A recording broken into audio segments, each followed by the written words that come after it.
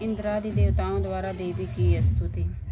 सिद्ध की इच्छा रखने वाले पुरुष जिनकी सेवा करते हैं तथा देवता जिन्हें सब ओर से घेरे रहते हैं, उन जया नाम वाली दुर्गा देवी का ध्यान करें। उनके श्रीअंगों की आभा काले मेघ के समान श्याम है। वे अपने कटाक्षों से शत्रु समूह को भय प्रदान करती हैं। उनके मस्तक पर आबद्ध चंद्रमा की रेखा शोभा पाती है। वे अपने हाथों से शंख, चक्र, कृपाण और त्रिशूल धारण करती हैं। उनके 3 नेत्र हैं। वे सिंह के कंधे पर चढ़ी हुई हैं और अपने तेज से तीनों लोकों को परिपूर्ण कर रही हैं।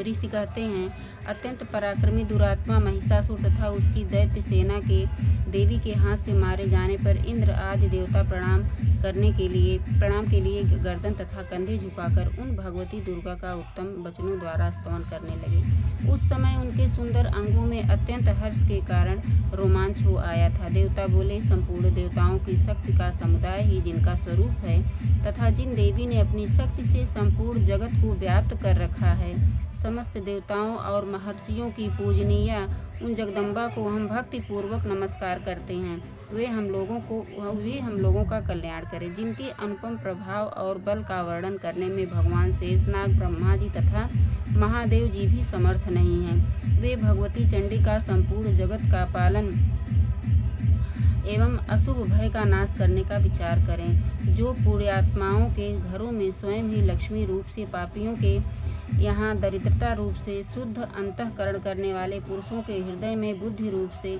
सत्पुरुषों में श्रद्धा रूप से तथा कुलीन मनुष्य में लज्जा रूप से निवास करती हैं, उन आप भगवती दुर्गा को हम नमस्कार करते हैं। देवी, आप संपूर्ण विश्व का पालन कीजिए। देवी, आपके इस अचिंत्य रूप का, असुरों का नाश करने वाले भारी पराक्रम का तथा समस्त देवताओं और दैत्यों के समक्ष युद्ध में प्रकट किए हुए आपके अद्भुत चरित्रों का हम किस प्रकार वर्णन करें।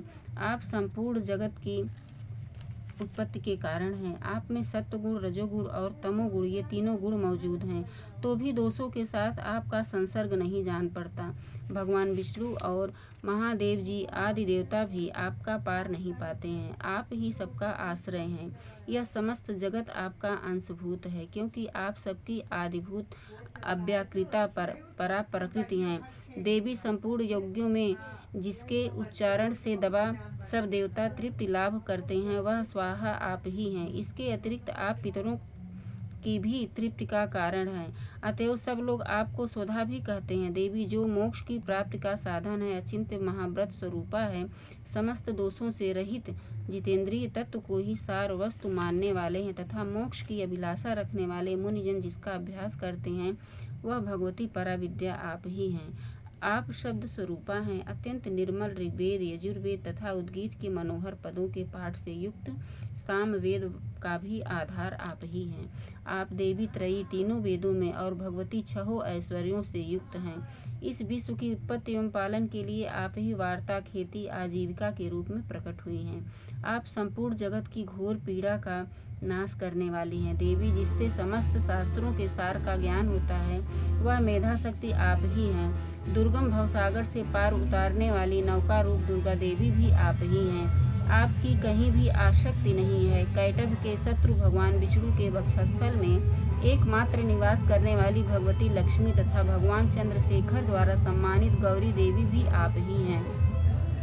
आपका मुख मंद मुस्कान से सुशोभित, निर्मल, पूर्ण चंद्रमा के बिंब का अनुकरण करने वाला और उत्तम सुवर्ण की मनोहर कांति से कमनीय है। तो भी उसे देखकर महिषासुर को क्रोध हुआ और सहसा उसने उस पर प्रहार कर दिया। यह बड़े आश्चर्य की बात है। देवी, वही मुख जब क्रोध से युक्त होने पर उदय काल के चंद्रमा की भांति लाल और तनी हुई भौहों के कारण विकराल हो उठा, तब उसे देखकर जो महिषासुर के प्राण तुरंत नहीं निकल गए, यह उससे भी बढ़कर आश्चर्य की बात है, क्योंकि क्रोध में भरे हुए यमराज को देखकर भला कौन जीवित रह सकता है।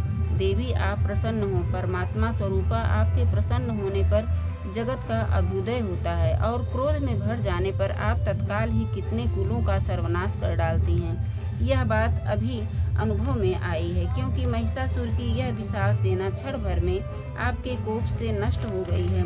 सदा अभ्युदय प्रदान करने वाली आप जिन पर प्रसन्न रहती हैं वे ही देश में सम्मानित हैं। उन्हीं को धन और यश की प्राप्ति होती है। उन्हीं का धर्म कभी शिथिल नहीं होता तथा वे ही अपने हृष्ट पुष्ट स्त्री पुत्र और भृत्यों के साथ धन्य माने जाते हैं। देवी, आपकी कृपा से पुण्यात्मा पुरुष प्रतिदिन अत्यंत श्रद्धा पूर्वक सदा सब प्रकार के धर्मानुकूल कर्म करता है और उसके प्रभाव से स्वर्गालोक में जाता है। इसीलिए आप तीनों लोक में निश्चय ही मनोवांछित फल देने वाली हैं। माँ दुर्गे, आप स्मरण करने पर सब प्राणियों का भय हर लेती हैं और स्वस्थ पुरुषों द्वारा चिंतन करने पर उन्हें परम कल्याणमयी बुद्धि प्रदान करती हैं। दुख दरिद्रता और भय हरने वाली देवी, आपके सिवा दूसरी कौन है जिसका चित्त सबका उपकार करने के लिए सदा ही दयार्द रहता हो। देवी, इन राक्षसों के मारने से संसार को सुख मिले तथा ये राक्षस चिरकाल तक नरक में रहने के लिए भले ही पाप करते रहे हों, इस समय संग्राम में मृत्यु को प्राप्त होकर स्वर्गलोक में जाएं। निश्चय ही यही सोचकर आप शत्रुओं का वध करती हैं। आप शत्रुओं पर शस्त्रों का प्रहार क्यों नहीं करती? समस्त असुरों को दृष्टिपात मात्र से ही भस्म क्यों नहीं कर देती? इसमें एक रहस्य है। ये शत्रु भी हमारे शस्त्रों से पवित्र होकर उत्तम लोक में जाएं। इस प्रकार उनके प्रति भी आपका विचार अत्यंत उत्तम रहता है। खड्ग के तेज से भयंकर दीप्ति से तथा आपके त्रिशूल के अग्रभाग की घनीभूत प्रभाव से चौंधिया कर जो असुरों की आंखें फूट नहीं गई, उसमें कारण यही था कि वे मनोहर रश्मियों से युक्त चंद्रमा के समान आनंद प्रदान करने वाले आपके इस सुंदर मुख का दर्शन करते थे। देवी, आपका शील दुराचारियों के बुरे बर्ताव को दूर करने वाला है। साथ ही यह रूप ऐसा है जो कभी चिंतन में भी नहीं आ सकता और जिसकी कभी दूसरों से तुलना भी नहीं हो सकती तथा आपका बल और पराक्रम तो उन दैत्यों का भी नाश करने वाला है जो कभी देवताओं के पराक्रमों को भी नष्ट कर चुके थे। इस प्रकार आपने शत्रुओं पर भी अपनी दया ही प्रकट की है। वरदायिनी देवी, आपके इस पराक्रम की किसके साथ तुलना हो सकती है तथा शत्रुओं को भय देने वाला एवं अत्यंत मनोहर ऐसा रूप भी आपके सिवा और कहाँ है? हृदय में कृपा और युद्ध में निष्ठुरता, ये दोनों बातें तीनों लोकों के भीतर केवल आप में ही देखी गई हैं। माता, आपने शत्रुओं का नाश करके इस समस्त त्रिलोकी की रक्षा की है। उन शत्रुओं को भी युद्ध भूमि में मारकर स्वर्गलोक में पहुंचाया है तथा उन्मत्त दैत्यों से प्राप्त होने वाले हम लोगों के भय को भी दूर कर दिया है। आपको हमारा नमस्कार है। देवी, आप शूल से हमारी रक्षा करें। अंबिके, आप खड्ग से भी हमारी रक्षा करें तथा घंटा की ध्वनि और धनुष की टंकार से भी हम लोगों की रक्षा करें। चंडिके, पूर्व पश्चिम और दक्षिण दिशा में आप हमारी रक्षा करें तथा ईश्वरी, अपने त्रिशूल को घुमाकर आप उत्तर दिशा में हमारी रक्षा करें। तीनों लोकों में आपके जो परम सुंदर एवं अत्यंत भयंकर रूप विचरते रहते हैं, उनके द्वारा भी आप हमारी तथा इस भूलोक की रक्षा करें। अंबिके, आपके कर पल्लवों में शोभा पाने वाले खड्ग, शूल और गदा आदि जो अस्त्र हों, उन सबके द्वारा आप सब ओर से हम लोगों की रक्षा करें। ऋषि कहते हैं, इस प्रकार जब देवताओं ने जगन माता दुर्गा की स्तुति की और नंदन वन के दिव्य पुष्पों एवं गंध चंदन आदि के द्वारा उनका पूजन किया, फिर सबने मिलकर जब भक्ति पूर्वक दिव्य धूपों की सुगंध निवेदन की, तब देवी ने प्रसन्न वदन होकर प्रणाम करते हुए सब देवताओं से कहा। देवी बोली, देवताओं, तुम सब लोग मुझसे जिस वस्तु की अभिलाषा रखते हो उसे मांगो। देवता बोले, माँ भगवती, हमारी इच्छा पूर्ण कर दी। अब कुछ बाकी नहीं है, क्योंकि हमारा यह शत्रु महिषासुर मारा गया है। हे माहेश्वरी, इतने पर भी यदि आप हमें और वर देना चाहती हैं तो हम जब आपका स्मरण करें तब आप दर्शन देकर हम लोगों के महान संकट दूर कर दिया करें तथा प्रसन्न मुखी अंबिके, जो मनुष्य इस स्तोत्रों द्वारा आपकी स्तुति करे, उसे वित्त, समृद्धि और वैभव देने के साथ ही उसकी धन और स्त्री आदि संपत्ति को भी बढ़ाने के लिए आप सदा हम पर प्रसन्न रहें। ऋषि कहते हैं, राजन, देवताओं ने जब अपने तथा जगत के कल्याण के लिए भद्रकाली देवी को इस प्रकार प्रसन्न किया, तब वे तथास्तु कहकर वहीं अंतर ध्यान हो गई।